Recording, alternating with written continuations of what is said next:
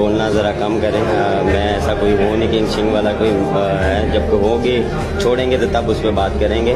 देखें मेरे लिए नया रोल है। হ্যাঁ, তোমরা ঠিকই শুনেছো, এটাই বলছে বাবর আজম যে আমাকে কিং বলো না, তোমরা আমাকে কিং নামে ডেকো না, আমাকে কিং বলে ডেকো না, আমি কিং নই। একদম সত্যি কথা।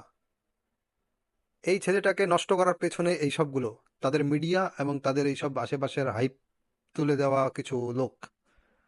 যখন সে ক্রিকেট জগতে নতুন শুরুয়াত করেছে নিঃসন্দেহে একটা ভালো প্লেয়ার ছিল, খুবই ভালো প্লেয়ার ছিল, খুবই ভালো হাতে স্ট্রোক ছিল, খেলার ভঙ্গিমা আলাদা ছিল, কিন্তু এই তাকে কিং সিং আর এই যে পাকিস্তানের টিমের পলিটিক্সে তাকে প্লেয়ারটাকে পুরো শেষ করে দিয়েছে। যাকে একসময় বিরাট কোহলির সঙ্গে তুলনা করা হতো, এখন সে বিরাট কোহলির কোনো দিকে নেই, কোনো জায়গায় তার তুলনা করাই চলে না। নাথিং, কোনো কিছু নেই। না আছে তার টেস্ট সিরিজে রান, না আছে তার টেস্টে রান, না আছে তার ওয়ানডেতে রান, না আছে তার টি-20-তে।